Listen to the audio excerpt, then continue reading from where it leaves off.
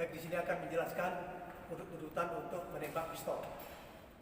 Pertama yaitu posisi. Yang kedua pegangan grip. Kemudian yang ketiga adalah gambar bidik. Yang keempat breathing, nafas. Kemudian yang kelima tarikan trigger. Yang keenam follow through. Masing-masing fase ini nanti akan saya jelaskan berikut dengan peraga. Baik, di sini akan coba saya jelaskan.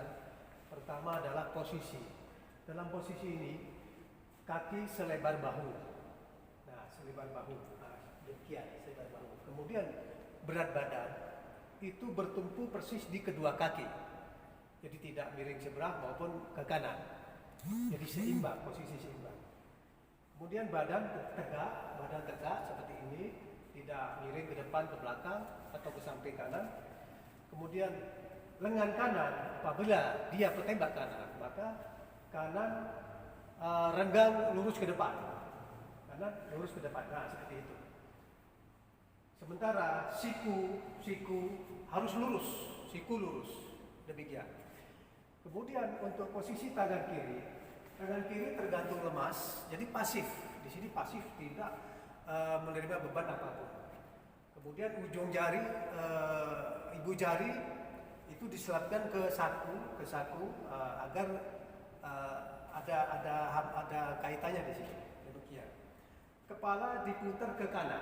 Kepala diputar ke kanan dengan tanpa ada bagian-bagian otot yang merasa ditekan di sini. Relax, dari posisi relax.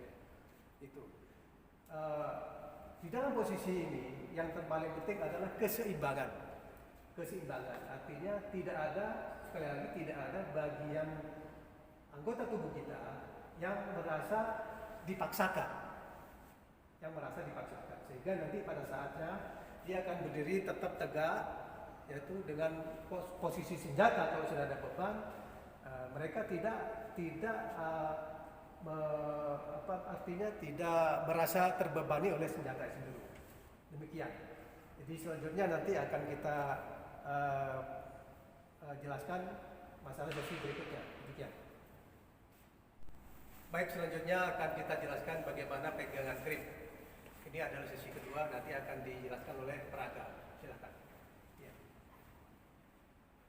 Pegangan grip di sini adalah tangan kanan memegang grip, tidak kaku. Peraga coba. Dalam hari seluruh tumpuan tangan di sini itu berada nempel di lekuk-lekuk grip itu sendiri. Tekanan jari tengah, jari manis dan kelingking itu tidak sama. Sementara berat beban senjata itu sendiri menumpuk di jari tengah dan ibu jari itu menumpuk. Kemudian yang jari manis, jari kelingking itu menyesuaikan. Untuk jari telunjuk sendiri ini terbebas dari beban berat senjata sendiri. Karena jari telunjuk memiliki fungsi nantinya. Dia punya tugas tersendiri dalam hal ini. Kemudian untuk pangkal telapak tangan ini bertumpu kepada penahan dasar grip. Sudah ada penahannya di sini, nah, dia harus menahan di sini. Ini bisa diatur. Kalau terlalu renggang bisa diatur, dikencangkan ke atas. Kalau terlalu kencang bisa dikendorkan ke bawah. Ini fungsinya hanya untuk menjaga keseimbangan.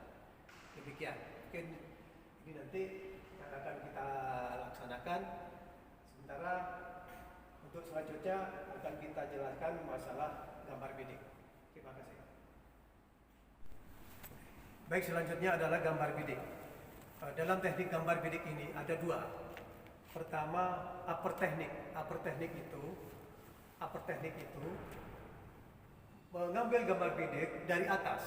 Jadi ketika mengangkat senjata diturunkan dari atas ke bawah melewati sasaran hitam. Kemudian setelah berada di area bidikan, di sini dia berhenti.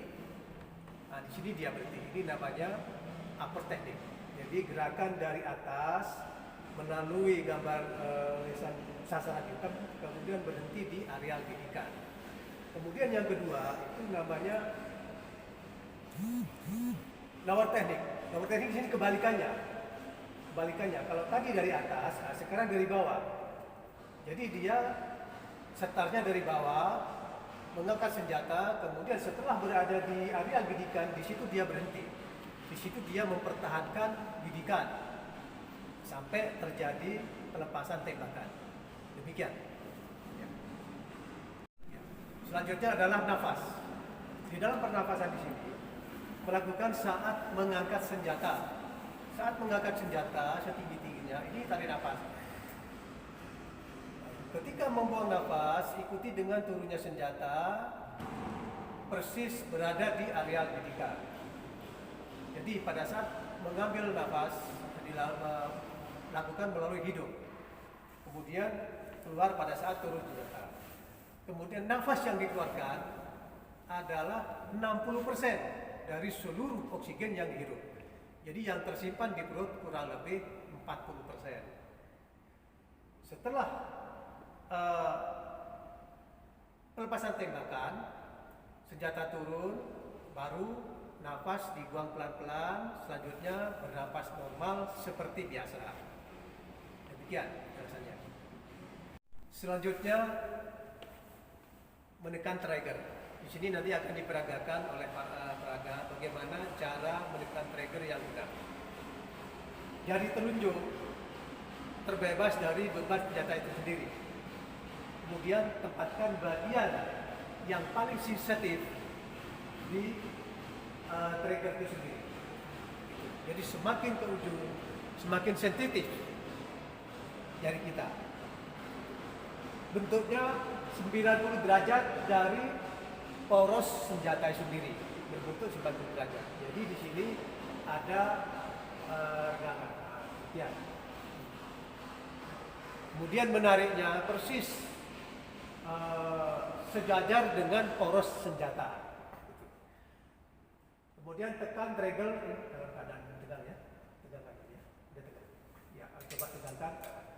Kemudian bagaimana cara menekan trigger? Di sini akan diperagakan oleh peraga, yaitu menekan secara halus dan pelan di sini. Nah, coba laksanakan, tekan trigger, harus lembut, nah, sampai berbunyi demikian. Jadi kita melakukan penarikan trigger tidak dalam keadaan kasar, tidak dikejut, itu. Jadi harus lembut, betul dirasakan, sambil mempertahankan pisir penjara di areal bidikan. Demikian. Ya. Baik, setelah ini kita akan jelaskan bagaimana follow through atau perpanjangan bidikan. Setelah petembak melepaskan tembakan, maka dia tidak langsung turun, tetapi berhenti dulu sejenak, kemudian turun perlahan. Baik, setelah ini akan diperagakan oleh peraga. Tembakan ya. Setelah atlet melaksanakan penembakan, tembak ya, pelan, remas, pelan. Nah, di sini tidak langsung turun. Kenapa? Di sini gunanya adalah satu, untuk memelihara mental. Bagaimana kondisi mental kita? Kemudian yang kedua, memelihara konsentrasi. Jadi konsentrasi kita tetap ada di pisir penjara di daerah areal bidikan. Kemudian mengevaluasi, bisa dievaluasi perkenaan.